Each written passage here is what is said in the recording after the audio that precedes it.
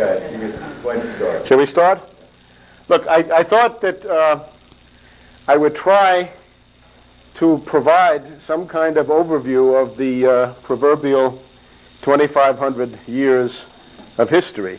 Because one of the things that Lynn is always saying is that you're not really capable of understanding what goes on around you from day to day unless you have a historical overview that contains, at the minimum, 600 or 700 years, that is, say, back to the Council of Florence in 1439, or better, a longer historical overview reaching back 2 millennia, 2.5 millennia. So this is what I wanted to try to do. And of course, the problem with that is, how do you fight your way through that forest of detail, right? I have my watch here. Of course, usually when giving these briefings, I'm reminded that there's a calendar on the wall behind me, even if my watch has stopped. But you see, that's the problem, and how to make sense out of all of this stuff so that you get an idea of what actually happened in history. Now, what I think we can do is not to try to describe everything that happened in history, but at least to give the outlines of one side of it, that is to say, the oligarchical side, the side of organized evil. When we talk about oligarchism, everybody's aware, we're talking about this notion of an irrational principle of domination, some kind of feudal aristocracy that says we are destined to rule, we're a higher species of humanity than others, and therefore they have to obey. You're talking about usury, you're talking about monetarism, you're talking about the rule of families and or fondi and or various kinds of priesthoods, and we'll see examples of all of that as we go along. This principle. Now, I wanted to start by formulating a paradox, which I think really is a paradox. It really is, if you think about it, an astounding fact, although I guess we have become inured to it. If you look at these documents from the United Nations bureaucracy, especially this United Nations Development Agency, or whatever they call themselves, the UNDH, whatever it is, development, and where they go through their apparatus of world government and their world court with the subpoena powers and their international financial apparatus and their international economic warfare bureau and all of these other things, if you compare that to the decrees and edicts of the Roman Emperor Diocletian about 300 AD, you will find that the spirit, and not only the spirit, but actually quite a number of the details behind these things are exactly the same. And how can it therefore be that supposedly in the culminating moment of the 20th century, the end of the second millennium, right after 2,000 years of Christianity, supposedly, that the main organisms of world public opinion, as they would say, the United Nations and everything that goes with it, is able to come up with a monstrous plan so similar to that of Diocletian, and if implemented, something that would indeed bring on what Diocletian did, a new dark age, which in the case of Diocletian, remember, lasted 500 years, a long night of the worst collapse of civilization that we've seen in the West so far, or at least in this period of 2.5 millennia. So there's the paradox. How can that be? How is it that the UN would elaborate a worldview that would turn out to be so similar, so congruent, really, with that of Diocletian? Now, one of the things I hope we can do this evening is, since we've talked about Diocletian, I don't know if people know a whole lot about Diocletian, but this I would like to talk about, because I think this is actually very, very interesting. Now, my answer, the answer that I would like to propose for the paradox, is this question of metastasis. We can't follow this analogy too far, but you can certainly say that oligarchism and usury, geopolitics, monetarism, so forth, everything that goes with it, Aristotelian philosophy, empiricism, oligarchism is the cancer of humanity. And how does it behave? Well, it behaves in the way that cancers do, in the sense that it moves its location. It shifts its locus and its center of gravity. And that's this question of metastasis. And what I would like to propose is that we look at the historical period we're trying to fathom here, the 2,500 years, as far as the oligarchical side is concerned, and again, I can't give the history of the other side within this framework because it leads in different directions, although the points of conflict are clear enough. The basic idea that I would like to illustrate is the idea of a triple metastasis, for want of a better word. Metastasis that takes place 3 times in very schematic terms, and it brings this principle of Diocletian from the Roman Byzantine period all the way up through Venice, British Empire, and the United Nations. So we get, first of all, the oligarchical forms that were known in the ancient world, in particular these Babylonian Magi, the cult of Apollo at Delphi, we can talk about this, the Roman Empire itself, and the continuation of the Roman Empire, this sort of 1,000-year rotting corpse of the Byzantine Empire, right, which was so interesting for people like Gibbon. Main idea is all of that in terms of outlook, in terms of families, fondi, but above all, again, it's the philosophy that counts, then found its way into Venice.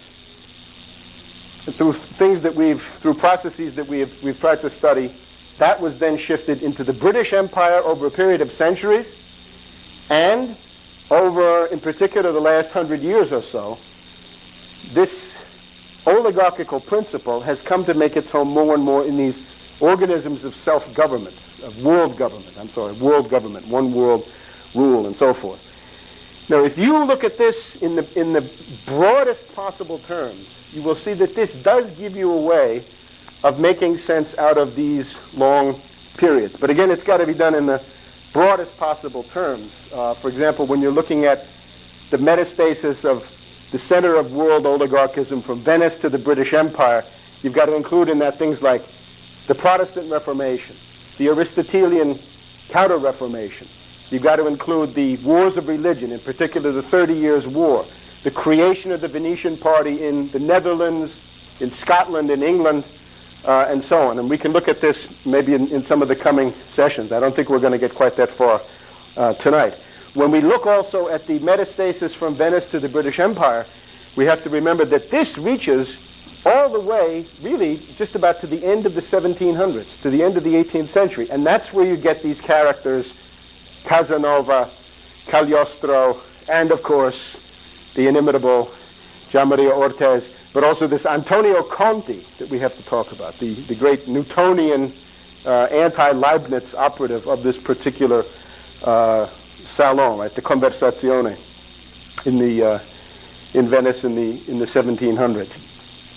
Now look, we have this cancer metaphor. It's a good one.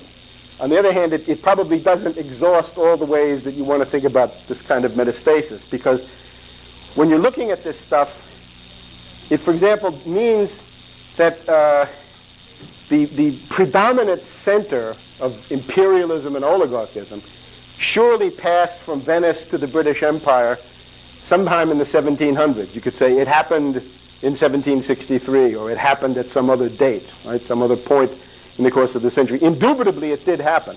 Indubitably, the main fondi were transferred from the Procurazie in Venice to the Bank of England through various flight capital channels, the Great Bank of Amsterdam, and so forth. And ultimately, the main center of this stuff did get to be in the British Isles. But that doesn't mean that the earlier center is simply shut down. That would really be a tremendous mistake. And even the British had the fleet and they had the geopolitics. 1800s and even into our own century, the espionage, intrigue, and epistemological warfare coming out of Venice is really as important and very often more important than what's coming out of the British Isles themselves. And certainly that's I think you'll see that when we get to people like Casanova, Cagliostro, Conti, and Ortez, that without the contribution of the Venetians in this area of secret intelligence operations, where they really were supreme, they were really much more accomplished than the relatively primitive British beginners here of the Secret Intelligence Service, right? The copycats Shelburne and so forth. That without Venice still being an operative center in the 1700s, the British never could have defeated France and never could have set up their worldwide empire. So, again, metastasis as a cancer metaphor is a good one, but we shouldn't try to follow it too closely, because you're talking about a growth that moves, but the previous center keeps going. And of course, you also have these other tricky ones here where, as for example, in Venice, vis-a-vis the Byzantine Empire, at a certain point, Venice turns around and conquers the Byzantine Empire, which makes it all rather complicated. In other words, it's not simple. Well, let's try tonight to build up to an understanding of Diocletian and his so-called reforms, and why these were bad, and why you don't want to try them again. You don't want to go down that road another time, and where all of this stuff came from. And I suppose where we ought to start is the cult of Apollo at Delphi, as you could call it an organ of world government. As a matter of fact, the more you look into it, the more it does appear as functioning in many ways similar to the United Nations Security Council and the General Assembly of our own time. Yeah, you do. And some of these personalities also seem to come back. We'll get after Boutros a little bit later on. The Delphic Apollo, there were probably half a dozen different oracles that the Greek world knew, but this was the dominant one, and it had this funny position of being in the center of the Greek world in terms of geographical location. Actually, if there's a map, is there a map around here? Is there? Would it be possible to get a map of the Mediterranean world or something like that? Thank you. The legend is that Zeus wanted to find. Sure. The legend is that Zeus wanted to find the center of the world, so he released an eagle from each extremity of the universe, and these flew on a line and met, and that was Delphi. So it's this rocky, craggy place where this strange temple is located. Now, the Apollo that is worshipped there is, of course, the oligarchical deity par excellence, and many things flow together into the shape of Apollo. In many ways, Apollo is Marduk. Marduk being this sinister oligarchical god of the interior of Asia Minor, of Turkey.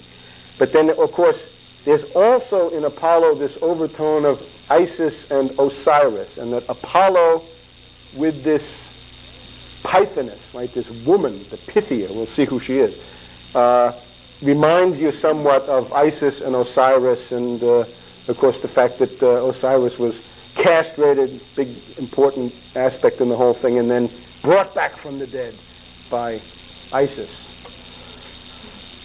The way that the temple was set up was that you had this priestess, the Pythia, the Pythoness, who was, whether she was young, as she was at certain points by tradition, or sometimes only older women were allowed to do this function, she would start off by being a relatively illiterate country woman who knew really very little of what she was doing. But she would mount a seat which was placed on a tripod over a kind of cleft in the ground. It was something obviously you wouldn't want to fall into. But she would sit on this thing, and after having eaten certain kinds of ceremonial foods, burned barley corns and other kind of stuff, she would begin to babble. And she would just babble. And she would go into transports of Apollonian ecstasy, whatever, and just talk, right? Speaking in tongues, I guess, if you've heard any of that stuff going on. Now, how did anybody make sense out of this? Well, there was a priesthood that was attached to the temple of Apollo. And these were the oligarchical families of Delphi, which was a small state. It was a city-state, I guess, to some extent. But small, not populous, not powerful, not anything special in itself.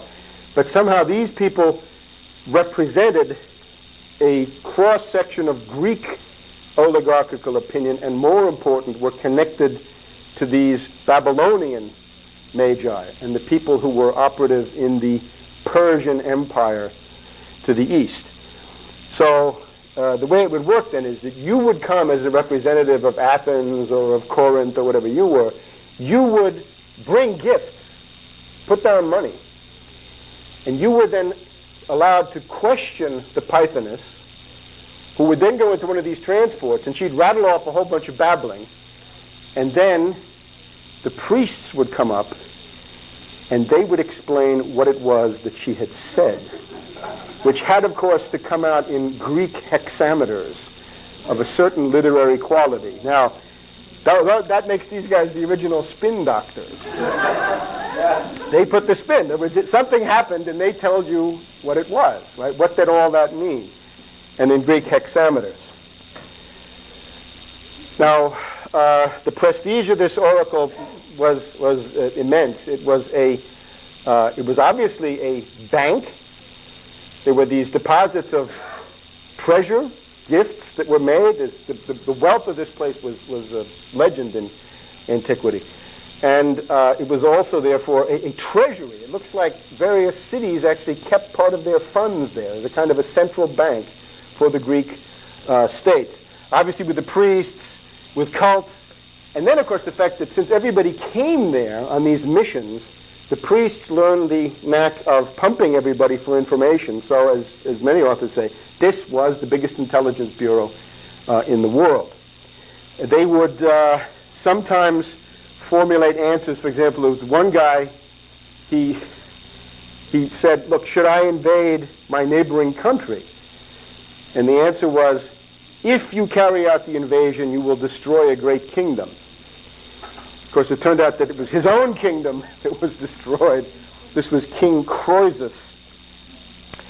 But there are, I think, important tendencies in the way that the Delphic Oracle operated that are worth pointing out. The main thing is that it was an organ of the oligarchy, and that this can be proven by the political choices that it made. And it made these things repeatedly. First of all, the main favoritism of the Delphic Oracle was for Sparta.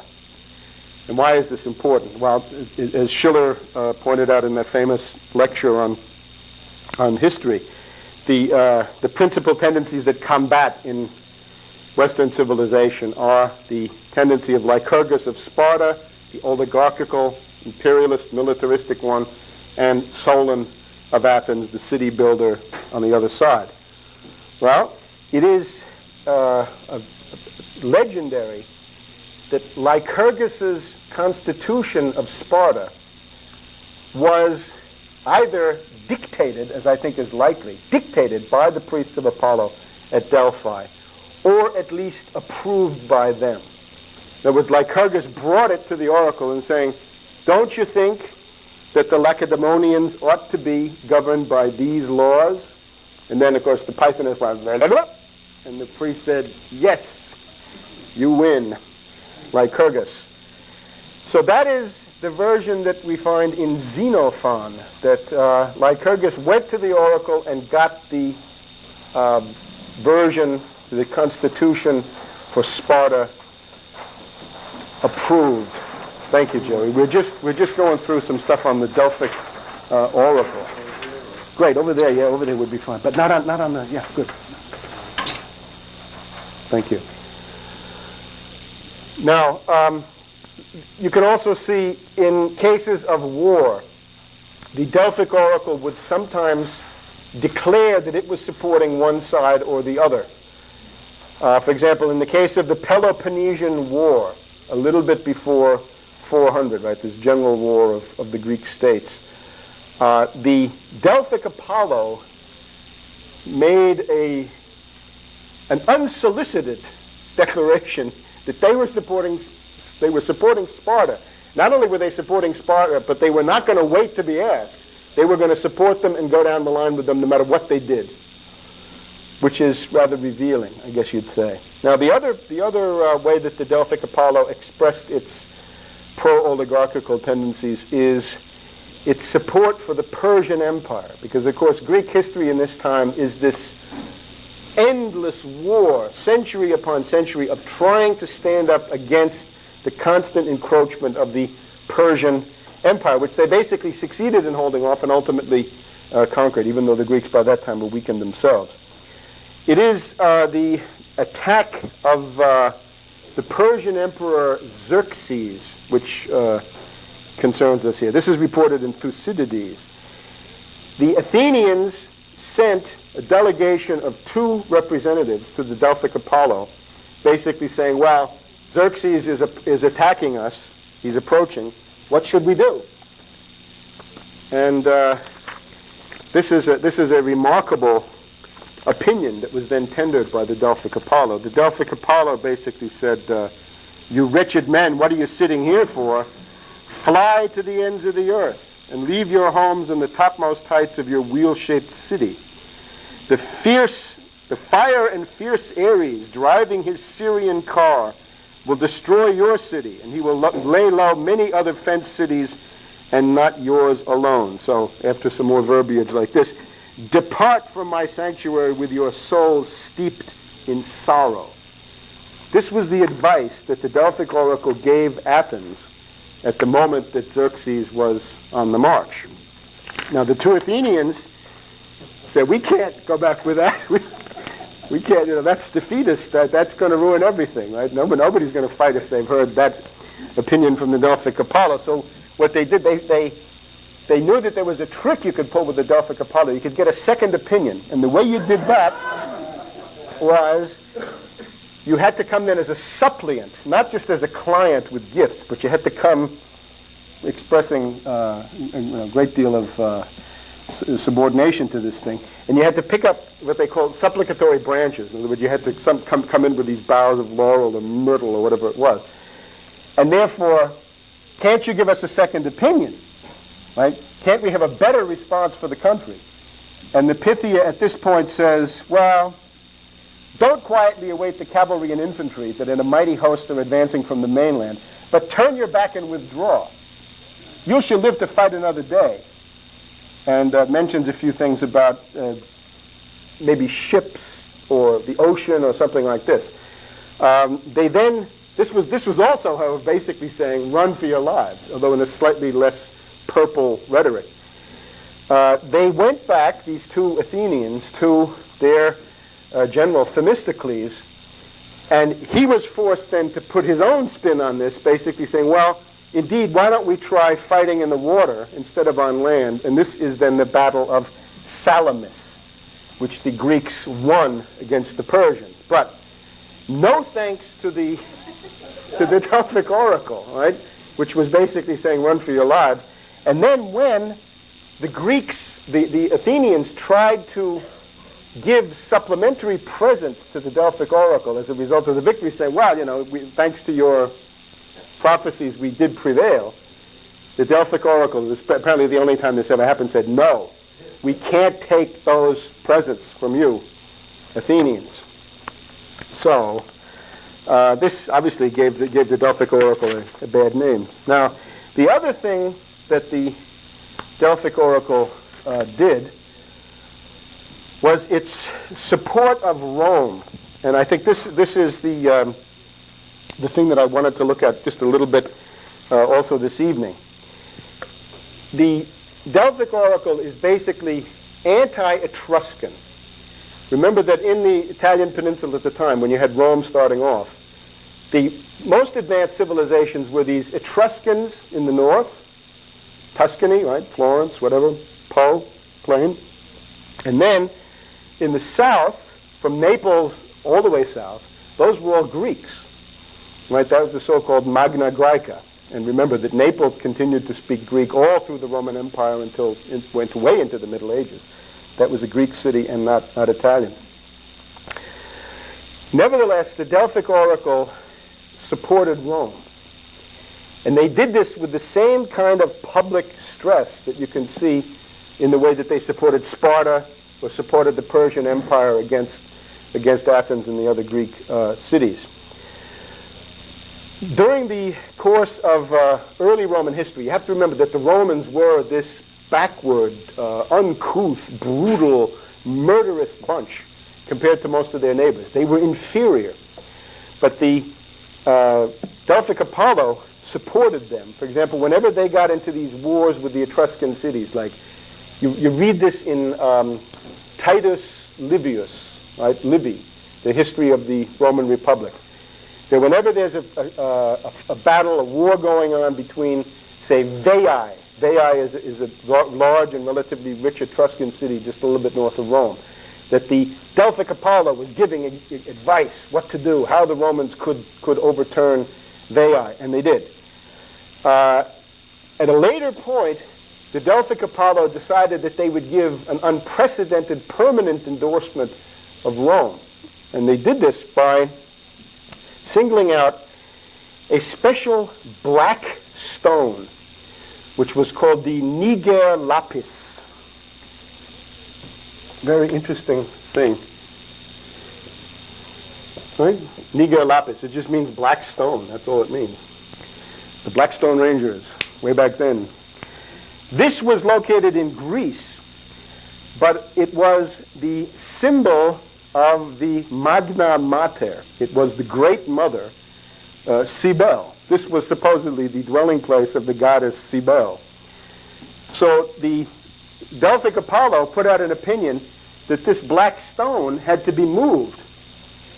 And it had to be taken from Greece and put in the Roman Forum. And that's where it stayed. And there still is in the Roman Forum today. If you go there, there's a black stone that they claim is the one. Now, whether that's true or not, I don't know. So this was a permanent endorsement. In other words, this is something that was never really done for anybody in quite that form. Now, later on, in the Punic Wars, when Rome was fighting with Carthage, right, the great thing that decided who was going to dominate the central Mediterranean, during the days when Hannibal crossed his elephants over the Alps and was laying waste to all parts of Italy, the Delphic Apollo sent messages of encouragement to the Senate and the people of Rome, saying, hang on, keep fighting, don't give in, you can defeat Hannibal. And ultimately did. This is pretty much what happened. But again, with the help of the intelligence and the propaganda and the cults coming out of the Delphic Apollo.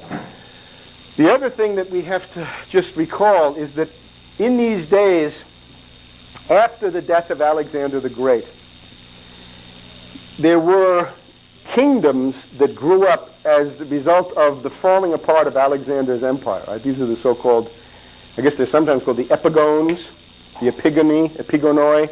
They're sometimes also called the diadochi. The generals, and if you were a big general under Alexander the Great, you had a pretty good chance of becoming king and founding a dynasty. And the cases of that are most interesting are the Ptolemaic dynasty in Egypt. These were Greeks, basically, who set up a kingdom here in Egypt. And then the so-called Seleucids. The Seleucids was another general and his gang who took over Syria. Okay. The Delphic Apollo liked the Ptolemaic dynasty, supported them, which is interesting. We'll get it later on when you get to Cleopatra, because that's, of course, what she was. Now, when the Roman Empire came along, it's interesting to see which of the Roman emperors, or proto-emperors, were most supportive of the Delphic Apollo. Mark Antony, during the time that he dominated the eastern part of the Roman Empire, came forward as a protector of the Delphic Apollo, saying, I'm going to rebuild this place. It was burned down, of course, a number of times. He said, I'm going to fix it up again.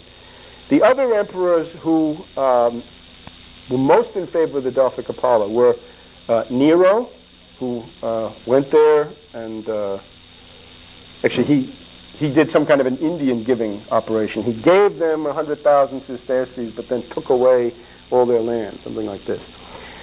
Domitian, Nerva, Trajan, Hadrian. And it's interesting that there's a definite pattern that the emperors that were most friendly to the Delphic Apollo were also the most ferocious in persecuting the early Christians. Now later this guy Plutarch, right, we don't want to forget him. When the Delphic Apollo had been more or less incorporated into the Roman system of things, Plutarch, the guy who writes these famous parallel lives, right, the lives of the noble Greeks and Romans, was a member of the priesthood. Right? He was somebody who operated as part of the priesthood of the Delphic Apollo. The last attempt to revive this thing in its old glory was the Emperor Julian the Apostate.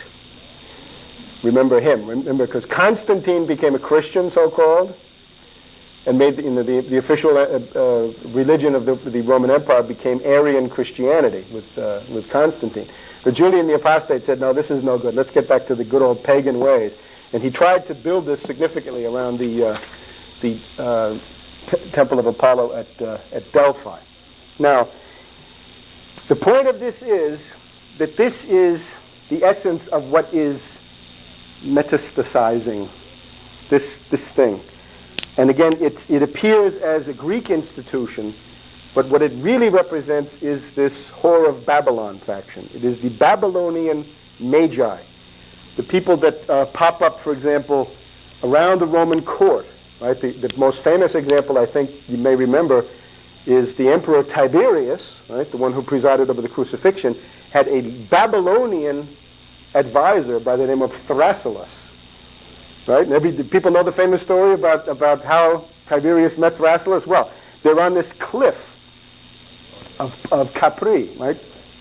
The island of Capri, near Naples. And what Tiberius would do is he would test these different soothsayers, and if he didn't like them, he'd have them thrown off the cliff. So here was Tiberius with a bunch of centurions and guards, and he went up to Thrasyllus and he said, let's see if this guy knows what's going on. So he asked him a couple of questions. He said, well, what do you see in my future? And Thrasyllus looked into his crystal ball or his bird entrails or whatever he had, and he said, wait a minute. My picture is completely blurred by the fact that my life is in extreme danger. And Tiberius said, this guy knows what's going on. Let's get him.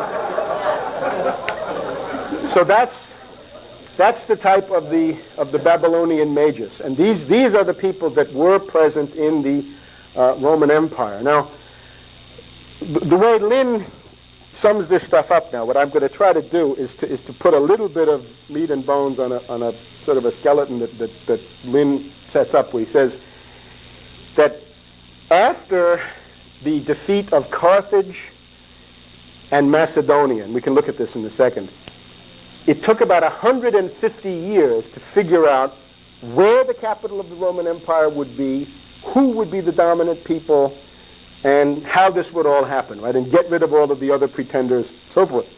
But the way that this happened was always under the influence of this Eastern force, this Babylonian Magi and Delphic Apollo.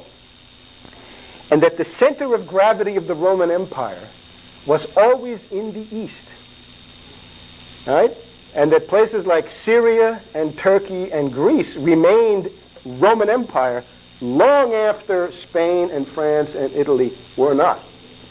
See? Rome was not Rome anymore, but there was still a Roman Empire in the East for an extra 1,000 years. So somehow the roots of this phenomenon, right, the roots of the Roman imperial phenomenon are the deepest in the Eastern Mediterranean, and that's the center of gravity of the entire thing. And you can see this as you trace the course of these different civil wars. Now, let's just go through it, right?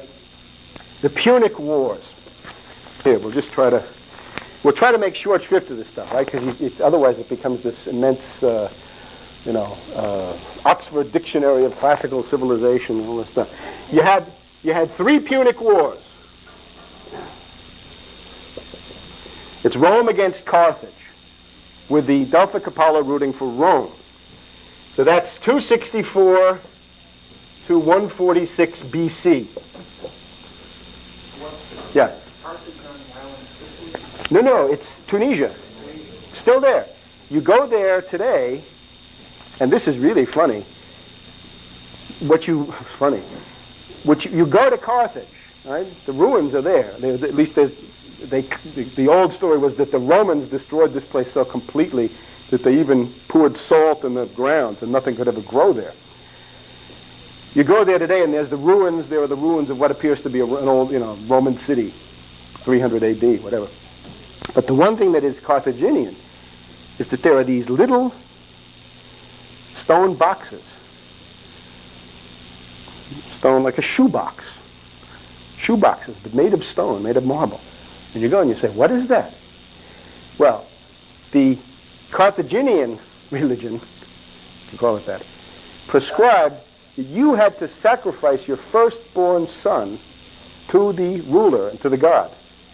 So those were the poor little babies that were killed as a matter of state policy. All of them had to die and were put into these little shoeboxes. And you see them, they line the whole place. They're just all over the place. When you go to what is today called Carthage, right? Because they have a rock and roll stage there, right? There's a place to have the summer festival.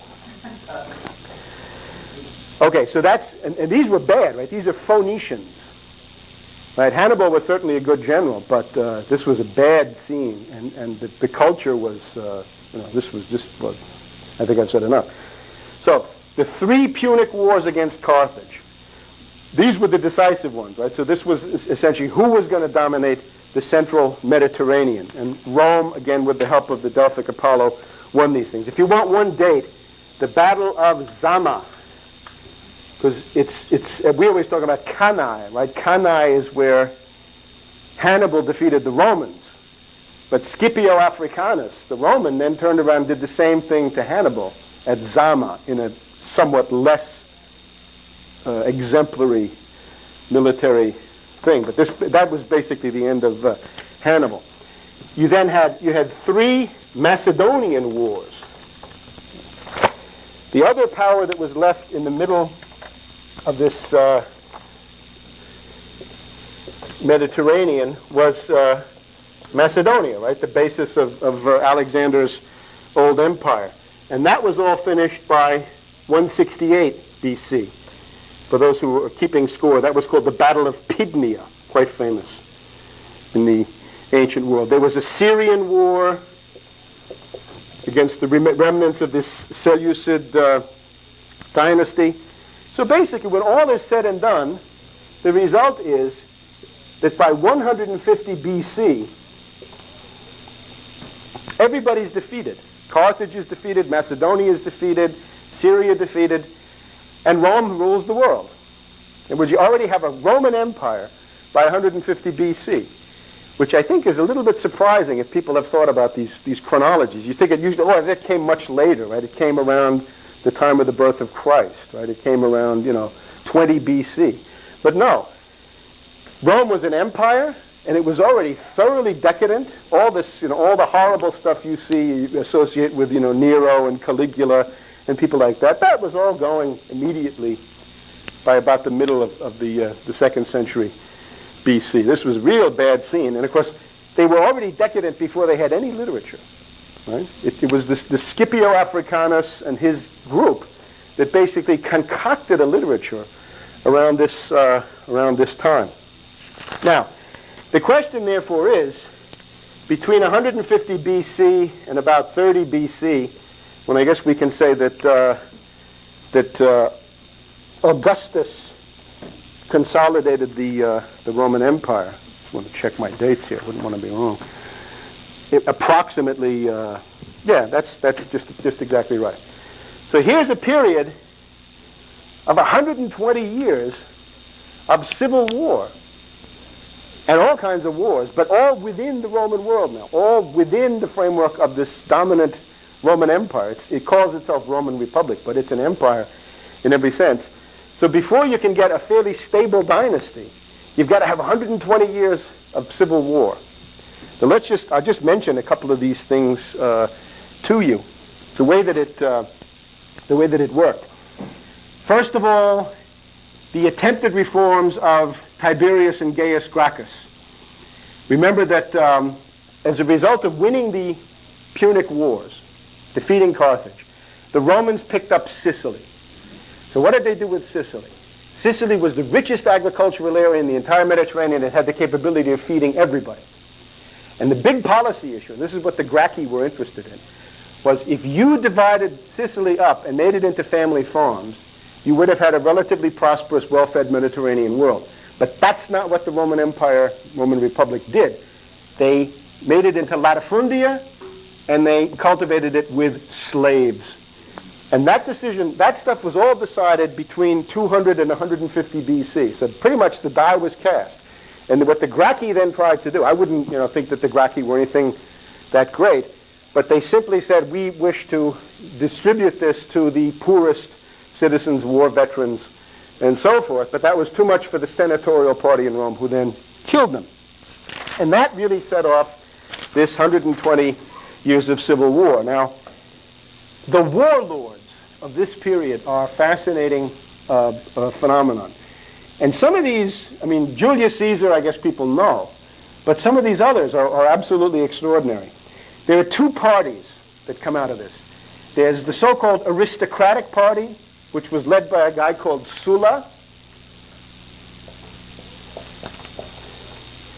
and the so-called plebeian party, led by another warlord called Marius. I guess these guys are forgotten today. They're not too well known. Well, that's the way fame is. Marius became famous because he was able to defeat the Germanic barbarians in southern France, in Aix-en-Provence. He won the Battle of Aix-en-Provence and defeated these blonde-headed characters. Marius was associated with another guy called Cinna. You know, in Shakespeare's Julius Caesar, where the guy says, I'm Cinna the poet, I'm Cinna the poet, and he says, tear him anyway, tear him, tear him. This guy, these two, Marius was the general, and Cinna was sort of the Lavrenti Beria, right, the Gestapo. He went around killing everybody. And this was called proscriptions. Now remember, if you remember Antony and Cleopatra, and these other plays by Shakespeare with the guy, they have these lists, and they say, okay, I'm going to put a dot next to everybody who's going to die. And the guy says, okay, your brother's going to get it. He says, yeah, and your nephew's going to get it, as they go through it, right? Because they're going to kill everybody. So this is pretty much what they did. Now, Sulla conquered Greece. He finished off the conquest of Greece. He conquered Athens. He was the first Roman general into Athens. Sulla is also the first Roman to conquer Rome. Was the first Roman to militarily take over his own city. And Marius then did the same shortly thereafter. So this is called the social war. The other thing that got involved in this is, was everybody in Italy going to be a Roman citizen, or would some be Roman citizens and some not? And all the privileges and stuff that went with that, as you know, for example, from the life of St. Paul. And a civil war, and the proscriptions. So the social war, the civil war. Webster, Yeah. Is Marius one to become Coriolanus? No, I think Coriolanus is a separate person, isn't it? Yes, it's a different person. Now, where Coriolanus comes in all this stuff, now you got me. I don't know. Where does Coriolanus come in? I think earlier. I think Coriolanus is trying to resolve the rule between earlier the than this. aristocracy and the rule of the and trying to have an unstable peace. Right. Well, look, what came out of this is Marius had a nephew. Okay? And that's Julius Caesar. And out of the Sulla group, you get, in particular, Pompey the Great, and Crassus. So what it simply means is that these two guys fight a civil war for several decades, and then they are superseded by another generation of warlords. But see, now the warlord stuff has taken on a life of its own, and there's a whole part of the population that have been nothing but these Wallenstein bandits. Right? So it becomes a social phenomenon in that sense. So now we get Julius Caesar, Pompey the Great, and Crassus. Now, up to now it was Marius against Sulla. That's passé. Now it's a three-way division. And this is what they call the first triumvirate. Now, Crassus. Money. big money. He's a tycoon, millionaire, and brutal political boss. Perot. The Perot of first century Rome was Crassus. Now, what he did, this is actually funny, he got into messing with the Persian Empire, the Parthian Empire. Because no matter what the Romans did, they could not conquer what is today Iraq. They never made it. In other words, the Euphrates River was something the Romans never could permanently get beyond. And beyond the Euphrates, there was always this thing that called itself Persian Empire, or Parthian Empire, and then again Persian Empire. So Crassus said, look, I'm taking the money. He went into Syria, looted all the temples, crossed the Euphrates, started looting. Persian army came in and defeated him and killed him. And then they took his dead body, this is what Dante records in the Divine Comedy, and poured molten gold into the mouth of the corpse to say, look, you wanted it, now you're going to get it. Tell us what it tastes like, Crassus. What's the flavor of gold? So these guys they all died. They all came to a bad end. Julius Caesar, he conquered what was left of Spain, France, England, up to Scotland, but was then killed by this conspiracy, right? This is the one thing that people know. Pompey is actually more interesting from our point of view tonight. And what he did is that Pompey is the one who added the Eastern Mediterranean to the Roman Empire, which Pompey did get as far as the Euphrates and permanently added most of that. For example, if you remember, how did the Romans get Jerusalem? How did they conquer what is today Israel and the Holy Land? Pompey the Great did that. So he basically took Turkey, Syria, Jerusalem, and the Maccabees were trying to resist Pompey the Great. Right? That was at least one of the phases of the Maccabees. So this rapidly went, obviously, the way that it had to go. Caesar, well, Crassus was out of the picture with his gold. Caesar then got into a fight with Pompey, and this then led to this battle of Pharsalia, which was won decisively by Caesar. And Pompey fled across to Egypt and was murdered. And then shortly thereafter, Caesar was murdered. So they're all dead. The whole first triumvirate were all slaughtered. Now, the interesting thing about Pompey is that he gives you the idea of somebody who wanted this Eastern-centered empire. In other words, his main base was the Roman East. That's what he conquered. And when he got into the final phase of the civil war with Caesar, he went to Greece and tried to draw strength from Turkey, Syria, Palestine, Egypt, and try to fight based on that, although he failed. Pompey actually got all the way around the Black Sea. He got into what is today Georgia. Extraordinary, right? The way in which these things were done. But of course, it's just horrible because it's one continuous slaughter. And then we get this second triumvirate, the one that you know then from Julius Caesar by Shakespeare, which is Mark Antony, Octavian, and Lepidus. And Octavian, of course, was this sort of androgynous, dubious sexual orientation character. Mark Antony was a brutal political organizer and infighter. And Lepidus was a person, I guess, of relatively little consequence. They gave him Africa, and that was the end of him. The interesting thing about this phase is that when we get to this, it very soon became that Octavian, the later Augustus, had the West, and Mark Antony had the East.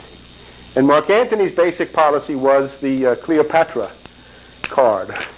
And Cleopatra represented not what you think. It was not just this hedonistic apparatus, right? But what Cleopatra represented was the idea that the capital of the Roman Empire should be in Alexandria, and that it should be an Eastern-centered empire from the word go.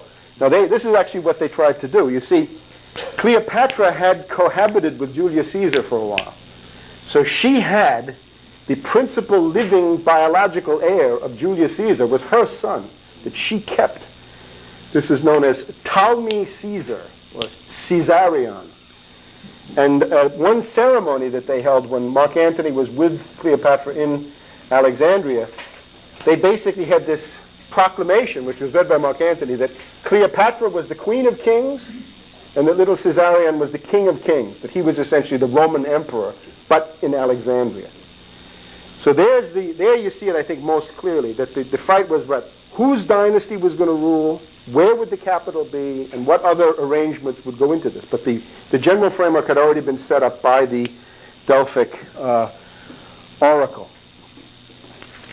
So then, as people know, the way in which this was then finally decided, and I promised I will look into this a bit more because I think this is another fascinating episode, is that Augustus, or Octavian, wanted to secure the support of this Babylonian Magi faction, the Delphic Apollo group, and that he therefore met with their representatives on the island of Capri and said, well, look, I will certainly cultivate the Magna Mater and Cybele in Rome, but otherwise what I will do is I will bring in Mithra.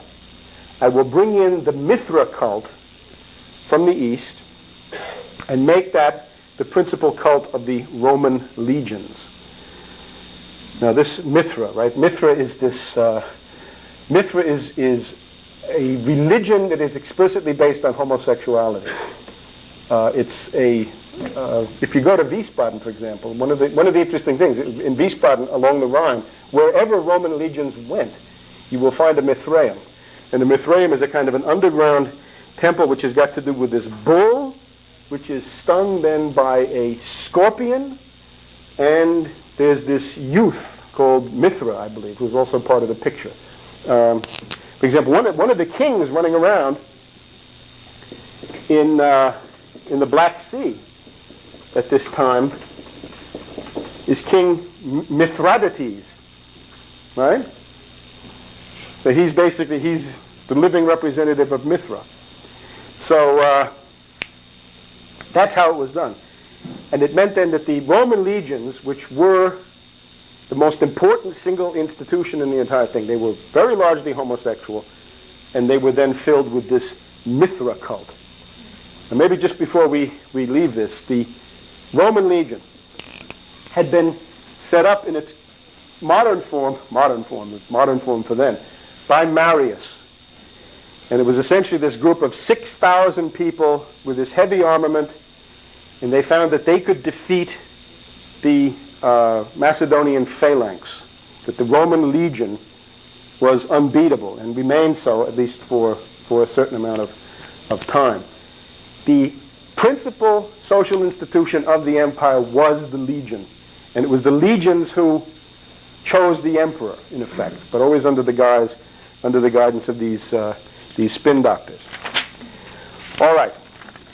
With that, I guess we've had an interesting look, I hope, into what this period of 130, 150 years of civil war was actually like. Now let us conclude with the question of Diocletian, okay? Because we'll have to continue next time. Well, I don't know what to do. Now, in terms of this Roman Empire, the first bunch of emperors, as you know, were these monsters, right?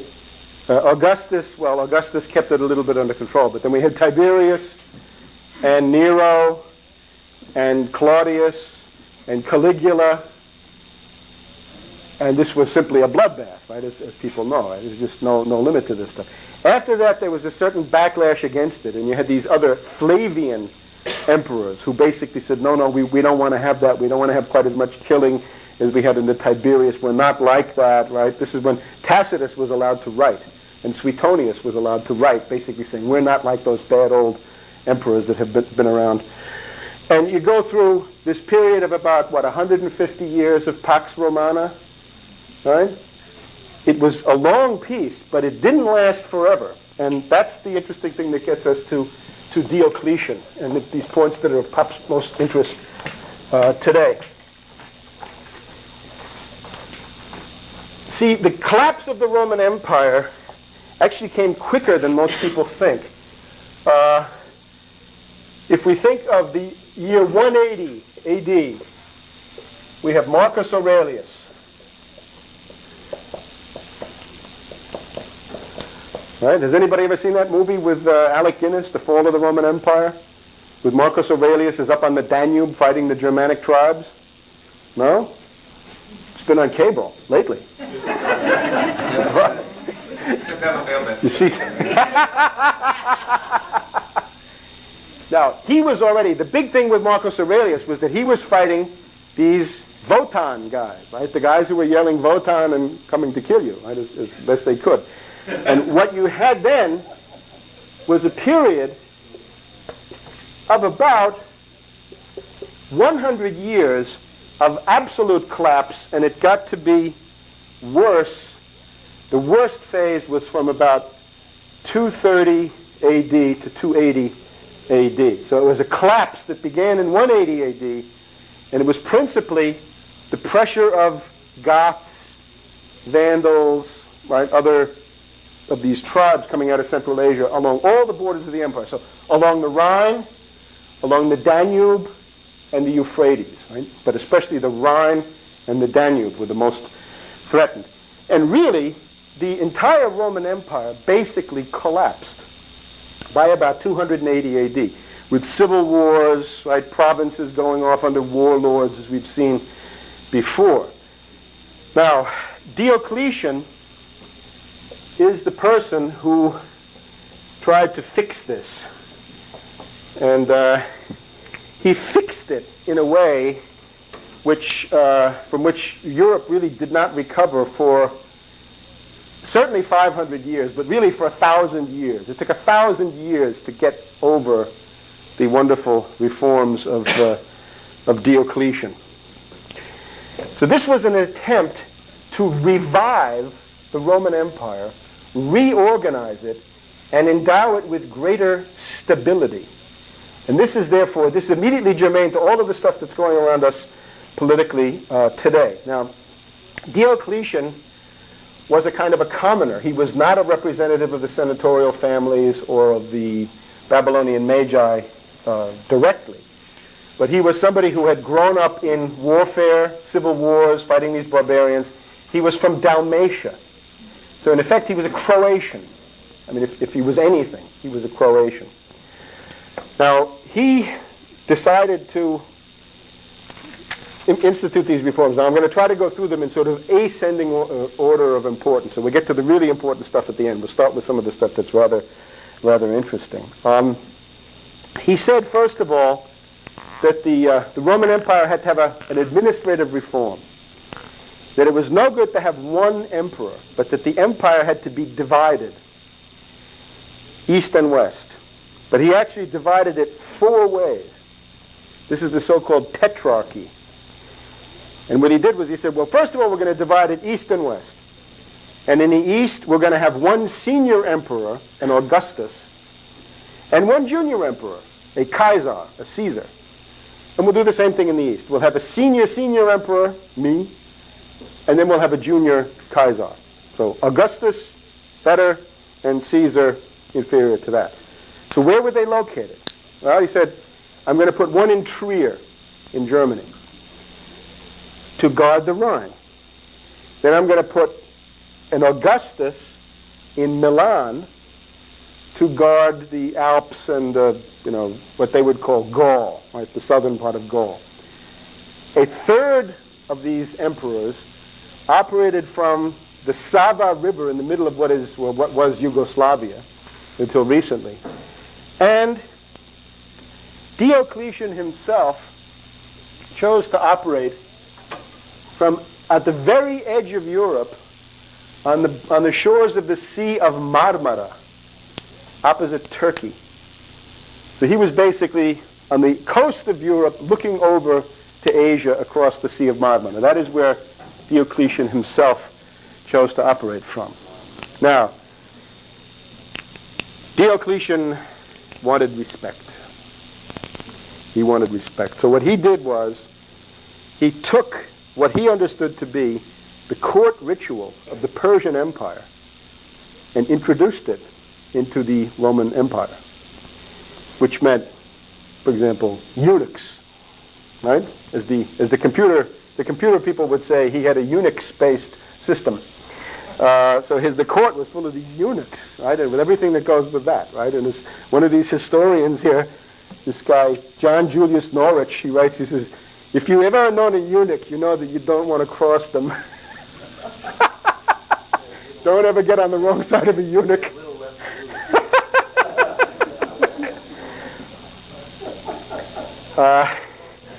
So this entire thing that he was deified. In other words, what you think of as the Byzantine Empire really starts with this, that the emperor is a god. He was called Jovius. He's the earthly representative of Zeus as Augustus. And then his other guy, the second Augustus, the junior Augustus, was called Hercules. Because he's also a god, but he's sort of more earthbound, and he's the guy who's really strong and helps Jovius to do all the important stuff.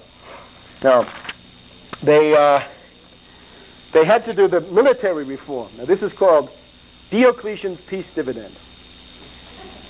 You saw that under Marius, the Roman legion had about 6,000 men. So Diocletian said, no, that's too much. We want to have lean and mean units. So now the legion is only going to be 1,000. And he had an estimated, he increased the army actually from 400,000 to 500,000. That's what he left it at. 500,000 men under arms. Quite large, huh? Now, he also did this, he divided them between garrison troops and field troops. And the interesting thing is, what he wanted to defend was the so-called limes. Now, you see all those books talking about limes, right? And probably, what does it mean? It simply means the border, right? Limes limitis means the frontier, the border. In particular, it means something like Hadrian's Wall up in Scotland, right, on the border with Scotland, or Trajan's Wall over in Romania, right? They have these walls, like the Great Wall of China, right, but smaller. So there were some troops were called limitanei, and those were the garrison troops that staffed the walls and the border. And then you had others who were the mobile units and stuff like this. So it's also interesting that a lot of the words that are associated with European nobility, like dux, right? A duke was originally a lower grade officer of these legions, or a count, a comes comitis, was a higher ranking officer. Interestingly, it's reversed compared to what you'd think. Okay. Now, of course, the main thing was money. It was taxation. Taxation. That sound familiar? Huh? You can imagine, if you want to have an imperial reorganization. So here's what he did. Diocletian said, we have to have the predictability of revenue. So he got into this sort of, he did it in a different way. It's more sinister. He did it in this sort of doomsday book way. In other words, what he wanted was a census to know all of the wealth of the empire. And that was then going to be taxed. And it was taxed through what is called capitatio. Capitatio is head tax. Sometimes it's into decapitatio when you got finished paying. But this was on all wealth. There were other kinds of assessments, this sort of indictio, which was something that they would proclaim at different points every 5 years or something like this. Now, the tax burden was increased. And this essentially destroyed society. Already with this, he was destroying society. And here is how it worked. He said, if we have a Roman province, and he had made more of them, right? He had about 100 provinces. He said, I'm going to make the city council of the principal city and the other cities, they will be personally responsible for paying the taxes which I'm going to assess based on this census, right, this doomsday book operation that I've got, to know what the wealth is. Now, the people who were therefore called to pay were these, you'd call them the bourgeoisie, I suppose, right? In other words, the well-to-do middle class and traders of the towns. They were the ones who were left holding the bag. And here's the way it would work. You already had by this time barons. There was somebody with a huge farm, a huge latifundium, and slaves, and a fortress sitting in the middle. And these poor guys from the city would come out and they'd say, "Hey, Baron, time to pay your taxes," right? And the guy would start shooting arrows or pouring molten lead over the walls. And they couldn't collect the tax. But Diocletian's boys said, "Wait a minute, you're now responsible for the tax." And these bourgeoisie types said, "Well, what, us?" Then they attempted in the cities to tax the lower orders in the cities. And from this they got class war. In other words, they got revolutions in the cities. And ultimately, it turned out that people said, well, if this is what it means to be a well-to-do middle-class person in a Roman city, I'm leaving. I'm going to join the army. I'm going to become a monk, a bandit,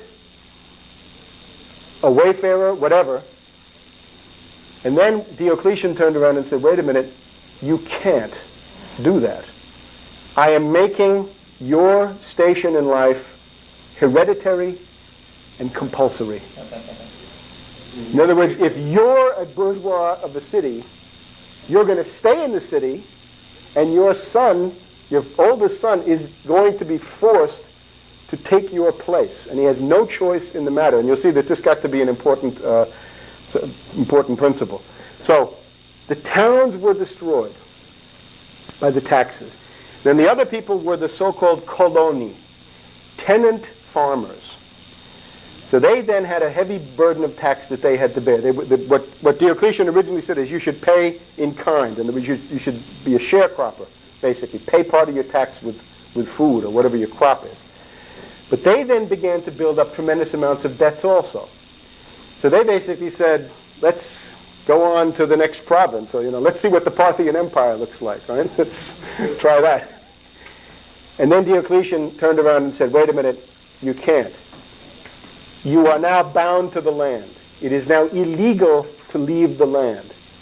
And that is serfdom. In other words, that is the origin of European serfdom, was that the people on the land, these coloni, the sharecroppers and others, who were theoretically free, were then bound to the land to prevent them from getting out from under this crushing tax burden.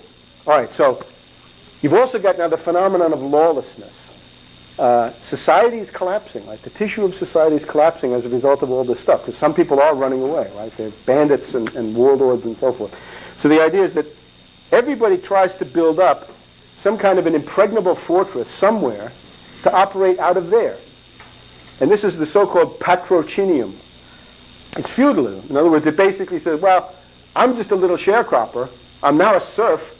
Lord, will you take me into your entourage? Can I become a part of your operation so that when the Huns come, I can take refuge in your castle and so forth? It's what you see in Bosnia or Croatia or these other places. As soon as you have warlords, you've got to join one of these gangs, otherwise you're going to be caught in the middle and ground up. Now, it gets worse. Now, what I'm describing, these are called Diocletian's reforms, but in many cases, they were only completed under Constantine. And of course, Constantine is the one who then made this division of the Eastern and Western Roman Empire permanent. He's the founder of the Orthodox Church, right? He's iso-apostolic. But here's what he did, and along with Diocletian. One of Diocletian's last things was his price control decree. De maximis pretiis. Maximum prices. So this was 301 AD, and he said, I am hereby setting maximum prices for approximately 1,000 of the most important items. So all kinds of food, wheat, bread, all kinds of wine, sheep, gold, labor in different... Right? So in other words, a completely totalitarian approach to economics. If you want to know, for example, where communism comes from, this is where communism comes from. The tendency of the Byzantine society to view economic activity as a fully controlled department of the state. So, it's what essentially this then led to was chaos. It was obviously a tremendous black market. It reminded me, when you read these descriptions, you think of Russia today. It was if you try to have these kinds of economic dislocations, even though it's going in the opposite direction, you're going to get a black market, profiteering, the economy of scarcity, raids to try to seize, hoarding, all this kind of stuff. So far we've got Diocletian brings you feudalism, serfdom, and now we have the guilds. And this is actually the most interesting. See, we always say the Diocletian reforms forbade technological innovation. Now, you think of this in Latin, there's really no way even to say that, or to think it, right? You can't say, alterare technologiam non licet. It doesn't, and this is not the way they did it. They didn't come out and say, you're not allowed to have technological change. Here's what they did. The production was organized according to these guilds, corporations, right, in the sense of the medieval corporations, the ones that Mussolini talked about, or Gabriele D'Annunzio, these sorts of people. So you had these guilds. Now, they started off with ship owners, the people who actually owned boats that were used for transportation. So again, as in all of these areas, people were trying to get out. They were trying to say, look, I can't stay here, I'm losing money, and I can't stay, I want to leave. And the Roman state of Diocletian said, no, wait a minute, your function is compulsory and hereditary. And it meant that if you were born to a family of the ship owners guild, that was your destiny. You had to do it, presumably on pain of death. And then this was expanded. They thought that worked so well that they took the millers, the bakers, the butchers, the shoemakers, the carpenters, the bricklayers, and all of the other principal trades, and made these compulsory and hereditary. And then, of course, the technology part comes in the following way. They then said, we're defending these guilds. It is illegal to alter or buy or sell the property of a guild. And that was it. See, once you've said that, then you have said, in effect, that no technological change is allowed. You say, we're defending the guilds. We want stability. We want sustainable development. We're going to fix everybody into these posts, right? You've got your profession determined from birth. The property of the guild is sacrosanct, can't be changed, and therefore, we've got it. And of course, what they had then was 500, probably about 300 or 400 years straight down in most of the world in which this was applied, which was a significant part of the world. This was then the very, very long night of the Dark Ages. This was the collapse of the tissue of civilization in a way that has hardly ever been seen before. And of course, everybody retreating into these little fortresses, serfdom, the guilds, the cities essentially collapsing, emptying out, grass growing. Right? Rome itself, a sheep meadow once again, after not too long, and so on. So that's Diocletian. Now, we can probably just go on a little bit further if people still have blood sugar for it. And just what we may be able to do is just to begin to account for some of the moments of metastasis in here after Diocletian.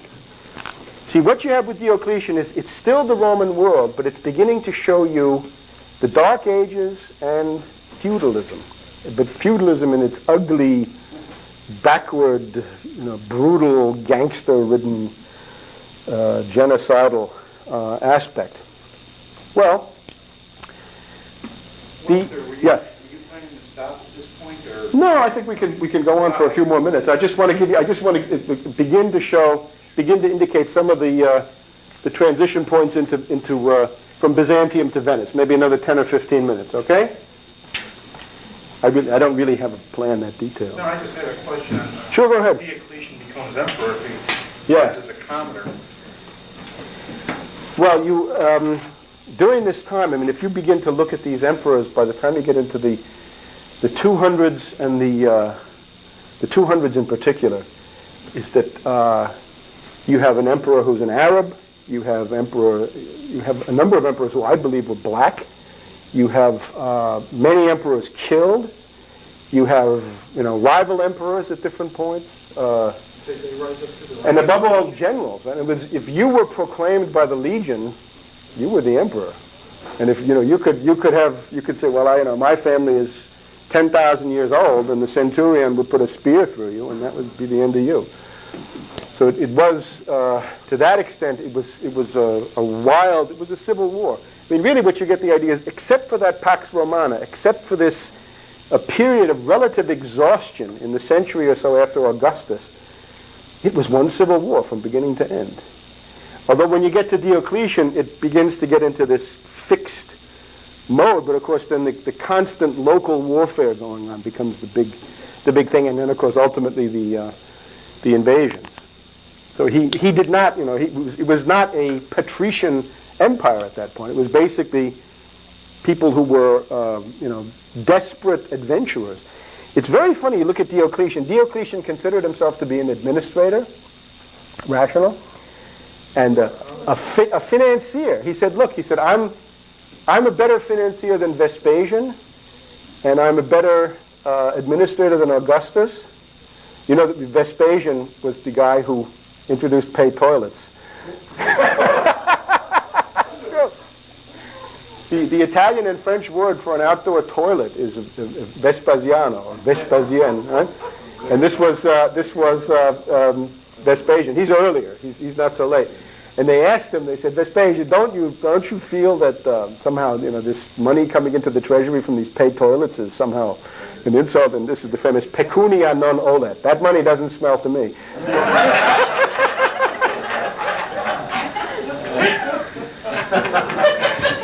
So I mean, it's a nightmare. Although you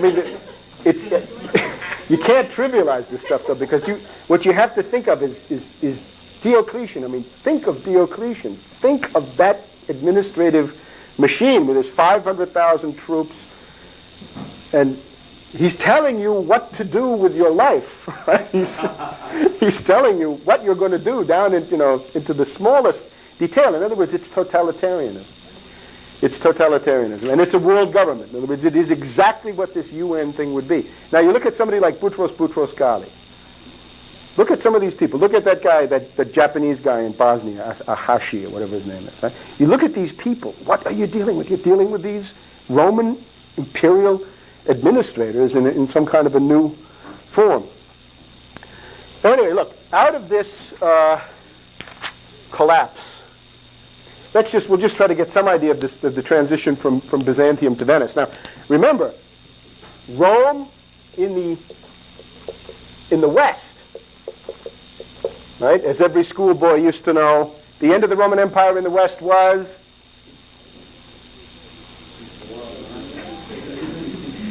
no? No? This is what every schoolboy used to know. 29 BC. What? 29 BC was. No, come on. 476 AD. Oh my gosh. Roman history wasn't too popular. This is what they say anyway. No. The sack of Rome is the sack of Rome is about 150 years before that. But this is supposedly the complete end of the whole thing. And of course you can dispute this, right? You can say it's 50 years earlier, 50 years later. But remember, in light of this thesis that the real center of the Roman Empire was in the east, and that the capital of the Roman Empire, if it had been Sulla, if it had been Pompey, or if it had been Mark Antony, the capital would probably have been Alexandria or someplace like that in the east. Rome east goes another 1,000 years, right? Up until 1453 AD, right? And the fall of Constantinople. And that again is a nightmare vision, because that's pretty much under Diocletian, this Diocletian-Constantine regime as reformed about 500 by Justinian. Ugh. All right, but that then brings us to Venice. Now, how in God's name did this imperial eagle, right, this purple trimmed imperial eagle of the Roman Empire, how did this end up in Venice in this strange lagoon at the northern end of the Adriatic Sea? How did the empire, so to speak, pass that way? Well, it grows. The origins of this, at least in the legends, are not so far from Diocletian and Constantine, right? The original idea is that the people who founded Venice were looking for a refuge.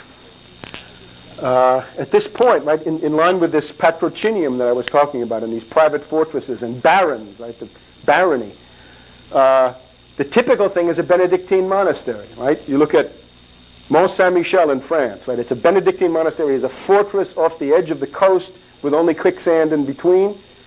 Or then you look at Monte Cassino, another Benedictine monastery, right?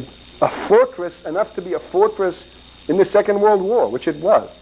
And then Venice is another such example, again a Benedictine monastery, a bit later, in this lagoon center. Now the people who settled Venice were allegedly fleeing from the Goths to start with, but ultimately it was Attila the Hun. At least that's the legend. So the official legendary foundation of Venice is not so long after Diocletian. It's 421 AD, I believe. Again, people running away from Attila the Hun who gathered in the middle of the lagoon at the Rialto or someplace like this and decided that they were going to stay there. Now, who knows? I certainly can't tell you, but it's an interesting legend. The election of the first Doge is approximately 700 AD, they claim. But when can you say that this metastasis begins? In other words, there's some identifiable phenomenon that the center of oligarchism in Byzantium is being moved into Venice. And I guess, well, certainly 800 AD is an important date, right? This period of Charlemagne.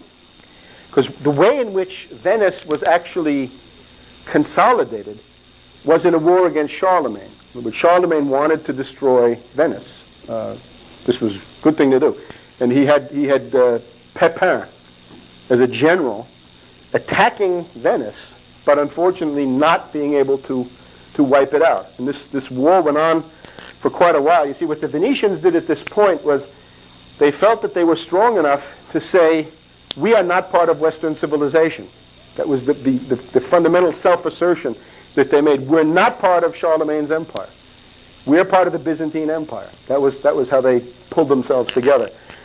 They denied that they were part of Italy and the West, and that they wanted to be. This was actually propaganda. In other words, when you had Pepin's forces on the mainland saying, how do you dare to oppose the Emperor Charlemagne? And they say, no, we support the Byzantine Emperor. We're his guys. So the key moment is 811 AD, the Pax Nicephori.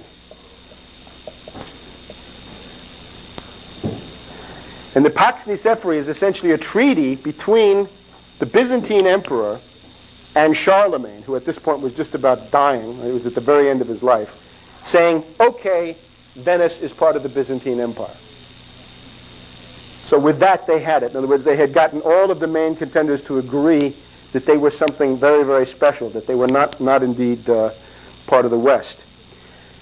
Now, you read these Venetian stories, and you'll see that during the next couple of hundred years, the first Byzantine princesses began to arrive, because it now became the best way to promote your family was to bring in a Byzantine princess for a bride.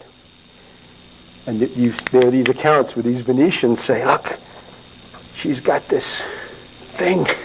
She's got this little metal contraption, and when she sees something she wants to eat, she skewers it, puts it in her mouth. But they'd never seen a fork until the Byzantine princesses arrived. And what you also see is that they hated these Byzantine princesses, and indeed that quite a number of them died relatively soon after coming into Venice.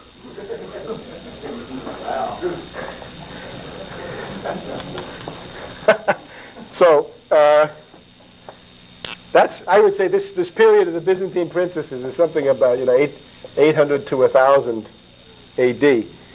But now you're building up towards the big important date, and I think the moment when you can say that the transition is actually made is this period about 1200 A.D., which is your Fourth Crusade.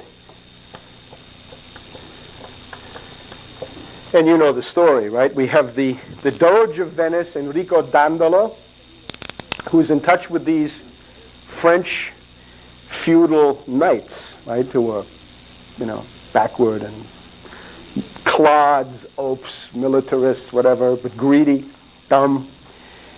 And for some reason they say, we have to go on this pilgrimage to Jerusalem and free the holy sites and the sepulchre of the Lord from the Saracens, right, the Arabs, from Muhammad. And they get to Venice. They don't have any money. So the Venetians say, look, we'll take you to Jerusalem, but first, let's try to knock off a local city here in the Adriatic that's been giving us trouble. And I think they decide that they're going to go to Zara, one of these Italian cities on the other side of the Adriatic. So they go there and conquer that. And the Venetians say, okay, now we're going to take you to Jerusalem, except they don't take them to Jerusalem. They take them to Constantinople. And these French guys say, all right, Constantinople, it's all the same. And they then attack, conquer, and destroy Constantinople, including the burning of the library. Right? And between, if you want to keep track of these things, the burning of the Alexandrian library during the Antony and Cleopatra episode knocked out a lot of what we would have known about the ancient world. But the really big one was the destruction of the library in Constantinople by the Venetians and these French oafs in the Fourth Crusade of 1200 A.D. And these funny stories. Have you ever seen these 4 horses? There are these 4 bronze horses that stood at the hippodrome, the racetrack, in downtown Constantinople, Byzantium. And the Venetians got these. And they took them to Venice, right? And they're now displayed on the front porch of St. Mark's Basilica. And there are these 4 horses. And the way that they got them was, this was a crusade, right, against the infidel, but of course it just destroyed the biggest Christian city that was there. Because the only poetic justice was when Napoleon finally conquered Venice, he stole the horses, but the horses then found their way back. And they're there, and what you find is that these Olivetti and these people, they now send, if you want to, you want to ante up like $25 million, they'll send you 1 horse for 3 months or something like that. Yeah, they will. You can, if you want to do an exhibition in St. Louis or something, right? If the local Chamber of Commerce co-ops up, then they'll send you 1 horse, or you want 2 horses. It gets up to 100 million very, very quickly. So by this time, it's very clear that Dandolo and company, the Venetian oligarchy, have taken over the Byzantine Empire, right? And they then created. This is funny because Dandolo had promised. He said to the oligarchs of Venice, he said, "If you guys play along with me, I'm going to get you all the gold in the world," and came close, right, by conquering Byzantium. And from this point on, Venice officially proclaimed itself to be the lord of 1/4 and 1/2 of 1/4 of the Roman Empire. Because remember that the Byzantine Empire, to the very end, never called itself Byzantine Empire. It called itself Roman Empire. Right? That's what the official name of it. Indeed, you can go to Greece today. If you go to a Greek peasant and ask, what is your nationality? He'll say, I am Romios. I am a Roman. I'm a citizen of the Roman Empire. That's what a peasant will tell you, because it's reached down to that level of the language.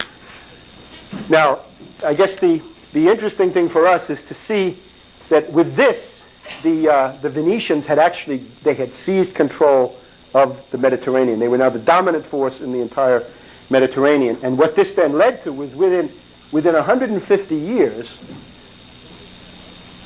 an absolutely devastating crash. In other words, the most horrendous since the Dark Ages. In other words, this Dark Age that began about 1300 and went on until about, say, 1400, until the beginning of the Renaissance. And of course, what that had to do with was that they now created the Latin Empire, right? In other words, the Venetian Empire of Byzantium, and they began otherwise to wipe out any opposition in the central Mediterranean. The main opposition in the wake of this was Frederick II of Hohenstaufen. So what they did was, the Venetians, given the fact that, that the Byzantine court, by virtue of the fact that you can go up the Dnieper and get to the Baltic, right? You know this stuff? You go up the rivers and you have a little portage, and you can, Byzantium is always very close to the Scandinavians. Byzantine emperor always had a Danish or Swedish personal guard. So that's the secret of the Normans, right? The Vikings, was that they were encouraged by the Byzantines. Why don't you go destroy northern France, you Vikings? Why don't you go destroy England? And eventually, why don't you go and destroy Sicily, which is what they did. With these transplanted Vikings from France came in and took over Sicily and kicked out Frederick II of Hohenstaufen, killed his son, killed his grandson. And with that, you have the whole central Mediterranean pitching right down into this horrible, horrible decline, right? The Black Death. And what we've called the Bardi and Peruzzi, although it's probably less the Bardi and Peruzzi than it is these Venetian banking houses themselves. So they certainly controlled the territory there in the middle of the Mediterranean for a couple of centuries, but with these consequences. In other words, the perfect moment of dominance then turned into the moment of this crash. Now, I guess that might be a place to break off. Just in line with this, though, the one last thing is, if you go back to what I was trying to show you about Rome, when Rome had emerged as the dominant force in the world, right? 150 BC, defeated Carthage, defeated Macedonia, defeated Syria, and so forth. It's exactly at that moment that it fell apart with these civil wars for 150 years. Now, if you think of the British classical studies guys, they say, okay, the U.S., right? U.S. is Rome, Soviet Union is Carthage. Carthage has been destroyed. What happens to Rome?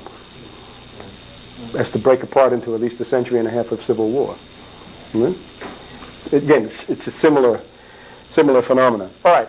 So I guess with that, we've identified what's the cancer, at least to some degree, and we've begun to show how the cancer then began to make its way into this Venetian operation, and at least some of the characteristics of this, right, without belaboring the things that people know.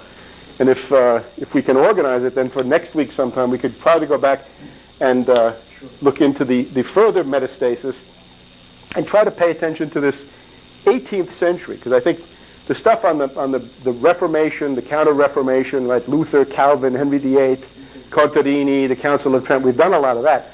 But what we haven't really done is this 18th century. Again, Casanova, Cagliostro, and Ortez. Yeah. I have a puzzle with this, that Leonardo spent a short time in Venice and was playing with the idea of doing some projects, military projects for the Venetians, and it fell through. And I wonder if you have any idea what that may have been about. Well, I think it's important to see that that Leonardo was mainly a military advisor to the immediate enemy of Venice, right? To Lodovico il Moro, Grand Duke of Milan, right? I mean, that's what he really did. That's where he stayed. That's what he was devoted to. Remember, just about everybody went to Venice because it was such a big, important place. Remember that, in particular, Petrarca gave his library. Right? This is the famous story that the nucleus of the Marcian library, in other words, of St. Mark's library, in the middle of Venice, is the library of Petrarca, which he gave. Because this is a funny story, because Petrarca moved in on Venice, and then there appeared these 4 Aristotelian friends who took him under their wing, and it turned out that they were the nucleus of the Aristotelian school of the Rialto, which was not a university, but it's the school where the patricians themselves taught and studied Aristotle, right? And far into, their lives, not as university students only, but as full-blown patricians. They would go to the school of the Rialto to teach Aristotle. So Petrarca tried to influence Venice. Remember that Dante's last diplomatic mission was that he was the representative of Ravenna, was sent to Venice, and they basically killed him, right? They made him, they wouldn't give him a safe conduct to go on the malaria-free road, but they said, you're going to go through the swamp, and that was the end of him. That killed him. Erasmus, right? If you remember, Erasmus spent time in Venice, and this is this funny thing about the opulentia sordida in his colloquy, where he says, I lived in the house of Aldus, the editor, and the guy, he's growing shellfish in the toilet, which he's dishing up, and then we had 10 people for dinner the other day, and apparatus erat duo ova, 2 eggs for everybody, for the whole group. And for 10 people, 2 eggs.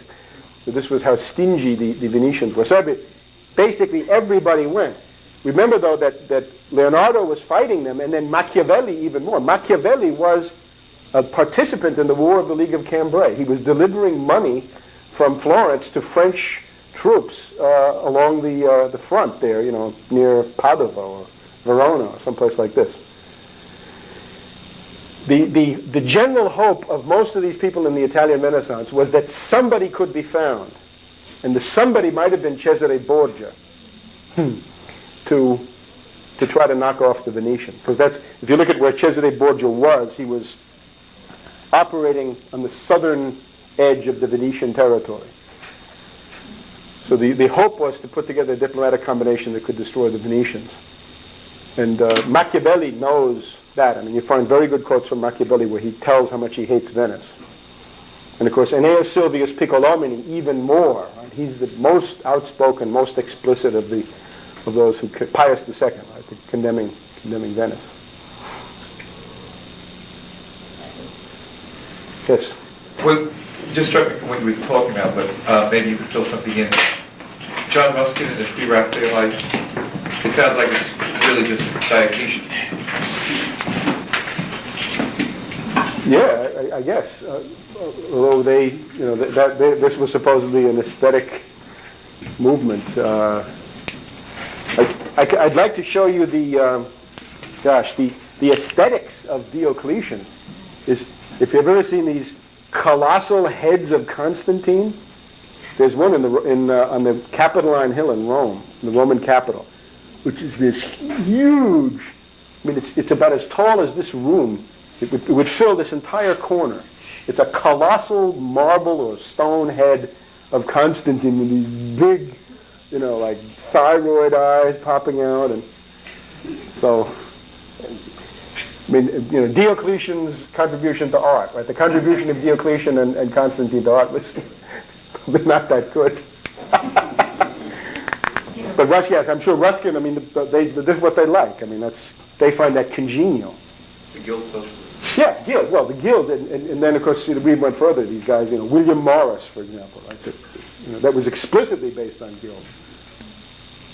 And then the Gabriele D'Annunzio, right? The Constitution for Fiume it's all based on guilds, and that's what a fascist corporate state is. The Diocletian Empire was a communist fascist corporate state. And it's a fascinating thing. Again, that's communism. That's where it comes from. It doesn't come from any place else. Yeah, it was feudalism. And it was not successful. Should not be tried again. No need to go down this road another time with Boutros Ghali. Swedish model.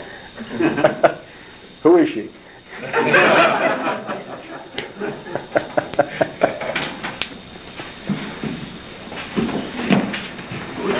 Any more?